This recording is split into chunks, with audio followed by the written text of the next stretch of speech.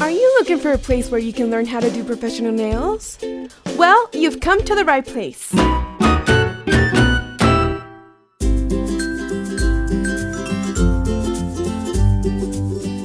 Okay, let's start off with the easiest step, which is a nail prep. If the person has long fingernails, what we're going to do is trim them with a regular nail clipper and then level them with the fingertips. And with the help of a 150 grit nail file, we are going to give the nails a nice round shape. Then you can clean and remove the dust with a small brush and maybe use a gauze and some cleaning fluid to make sure the nails are completely dust free.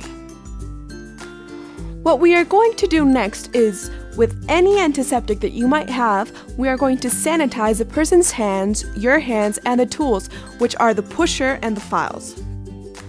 So what we're doing now is pushing the cuticle back softly, and with the side of the blade, we are going to remove that white layer you see there. See all those white particles that are underneath our cuticle. If we don't remove this layer or this sort of like white dust, our acrylic nails may start to lift from right there. This step is extremely important, but make sure to do it very carefully so you don't hurt your nails. Since we made some more dust here, we are just going to brush it off again. And now with a 150 grit file, which is a medium grit, we are going to file the entire nail. We're going to file them nice and gentle to avoid hurting the nails. Very, very gentle. We really don't want to thin them down. What we're actually trying to do is get rid of that sort of greasy, shiny layer that you see right there. Remember that the nail filing has to be done very, very gently. Okay, now we can brush the dust off again and make sure the entire nail is filed correctly. For example, I can see that this finger is missing a little bit of filing, so I'll file it again and clean it once more. Because if we were to leave it like that, our acrylic may lift and you might see like a little white patch in the cuticle area. Okay, so our fingernails are clean. Now let me introduce you to the tips. There are these plastic nails. In this case, this is a number 1 size, which is the largest, and number 10 is the smallest. So you have several sizes to choose from depending on each person's fingernail size. Let's see, for example, I'm going to pick a number. I don't know, maybe this one, number 9, and I'm going to measure it. But I feel like it's a bit too small. My nail is still a little bit wider, so I'm going to go ahead and pick a bigger size. I'll make sure it covers from sidewall to sidewall without any empty spaces. See, this is a perfect size, and that's also something that we can do. Measure the tip and make sure it's the same width of our natural nails so that they don't end up looking too tough or bell-shaped. So we're measuring this edge of the tip and we make sure it covers the nail from side to side. So these are the natural kind of tips. They're kind of skin colored and they actually look like real nails. There are other kinds of tips that are completely clear and some that are white, but in this case, what we're working with are the natural ones. Okay, so now with the resin, we're going to get rid of the excess glue on the brush from the inside of the bottle, because I don't know if it's happened to you guys, but sometimes you get that terrible dried glue layer on the rim and it's awful, so just do it from the inside. So we're applying a bit of resin to the well area of our tip, and then we are going to come down to a certain angle until you see the resin on the edge of the tip cover the natural nail. So this is quite quick. In fact, see, it takes like about 23 seconds. Super quick. If we were to apply the tip by just placing it on top of the nail, some little bubbles will form and it will most likely lift. That's why we have to do it from an angle and bring it up very, very slowly. If in any case you notice that the size of the tip that you chose doesn't actually fit and it's a bit wider than your natural nail, you could just file it down to your nail size with this 150 grit nail file and adjust it a bit. But just don't get too excited and don't try to file a size 1 into a size 10. This is just for a small adjustment, okay? Make sure that you're well aligned and make sure that your customer is well aligned with you as well. Nice and straight, because if the tips end up being slightly crooked, your customer might complain and you're going to have to remove them. That process alone takes about 20 minutes, so just be careful with both of your postures. Okay, so now with the tip cutter that looks like this one, we will face a small screw towards us. And we're going to place it underneath the tip firmly in order to cut it and, well, make sure it's the length that the person wants. In this case, it's kind of like a medium-sized length. Oh, this tip cutter is incredible! You see how it has this small, like, plastic container? Well, this little container is going to help us avoid the spare tips from flying all over the place. We don't want to poke anyone's eye out or anything, so this is extremely helpful when it comes to tip cutting. Look, it's super practical. So you basically do the same thing. Remember to keep the hand nice and straight and well aligned with you. We need to cut fast through the tip because look, if I take my time and sort it out a bit, it will leave an awful mark and our tip will look halfway cut. And that looks horrible. So cut it with conviction, you guys. Great, so our tips are cut.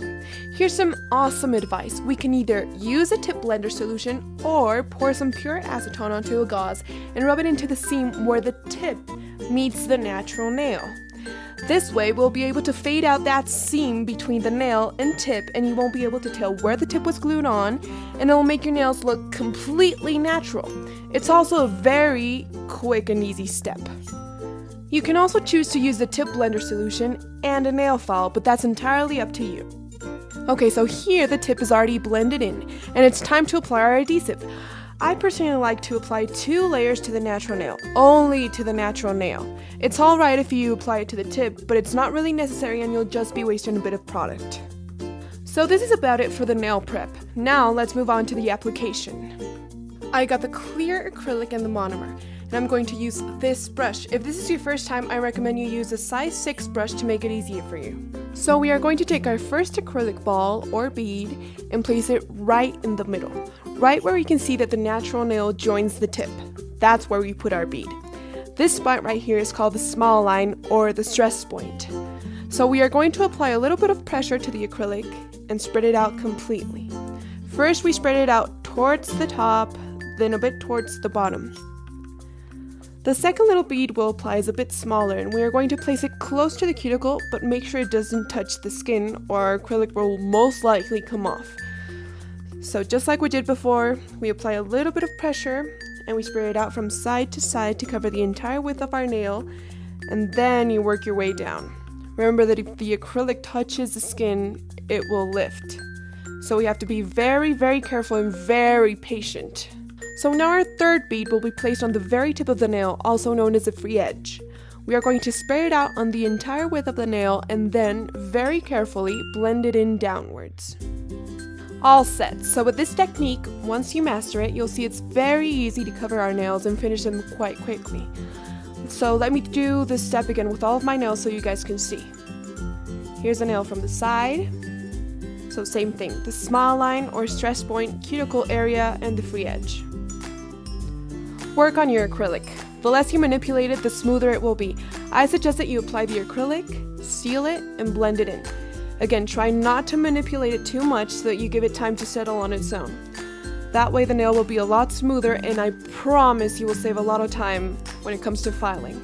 Now that the acrylic is dry, we are going to use a 100 grit nail file and start with the sides.